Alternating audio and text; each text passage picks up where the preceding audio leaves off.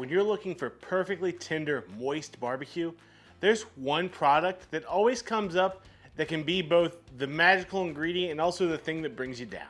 Typically, when we're talking about commercial injections like this Cosmos Q, or brines like Cosmos Chicken Soak.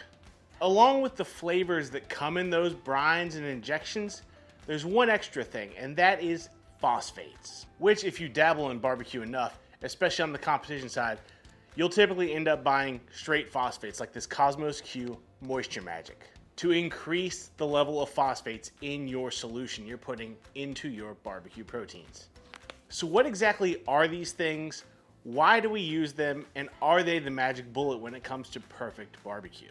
To answer that question, we're going to first start with when you're barbecuing a piece of protein, you've got several main elements. You've got the protein, you've got fats and collagens. Those are the main pieces I usually concern myself with when thinking about how to take a piece of meat right up to the ragged edge of still juicy, but as tender as I can possibly get it. Because really that is the bullseye. When you're talking about cooking perfect barbecue, you want to maximize the equation between tenderness and juiciness. Those two things are so tied together, there's no way you can get around it. You can only unlock tenderness if you push a piece of protein to release as much of its moisture content as you can, and render down that collagen to gelatin, which will give you that juicy feel. Any extra moisture you can hold in that meat though is just bonus and will help your case. Enter the phosphate.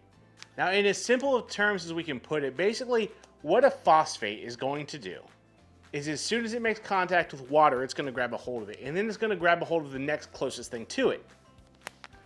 That's why when you get instructions for mixing phosphates into liquid, you stir it in slowly. You don't dump it all in at once because it will clump to itself.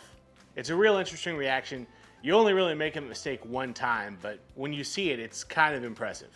Ideally, by letting it isolate and grab a hold of the water and mix into our liquid, when we inject it into our protein, it will grab a hold of that protein and keep those two together for as long as possible. Now, the great things about injections and brines that are already prepackaged is they pretty much have found that safe amount of phosphates they can add to this to where it still tastes good.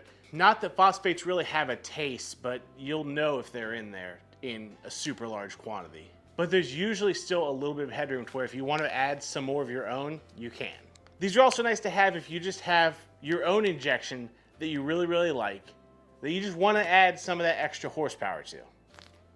In that case, there are instructions right on the back for mixing into whatever liquid you currently like to inject with. It sounds all good, right? It's just going to grab onto moisture and hold on to protein and keep them together. There's a mild problem with that, and it's one that I've grappled with specifically on ribs for as long as I've been in competition barbecue.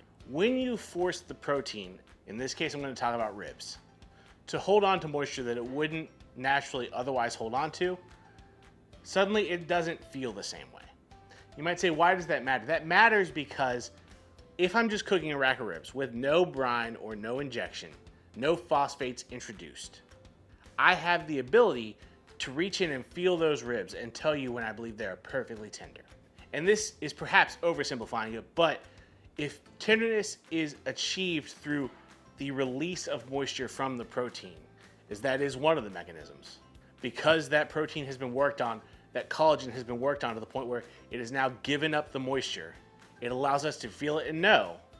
Then by holding on to extra moisture, we're masking that feel.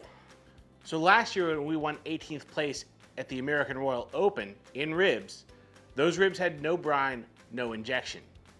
I was able to reach in, feel them. They were wonderful comparts. They felt amazing. We turned them in and we posted a great score.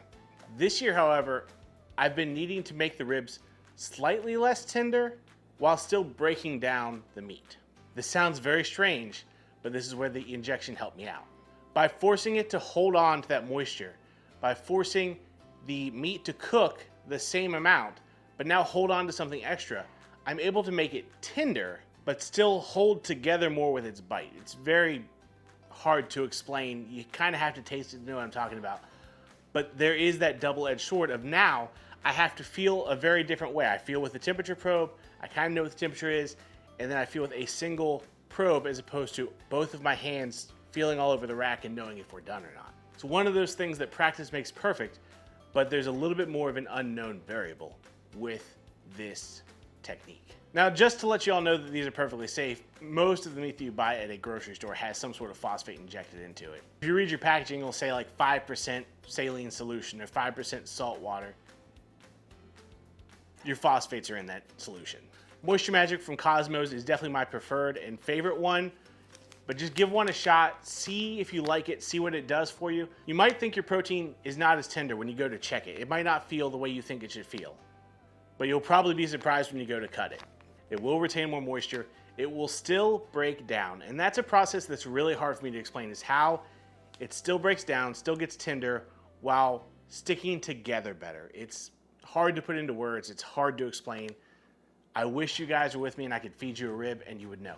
All that being said, in our next video, on our char-griller Dakota offset, we are going to test tenderness factors.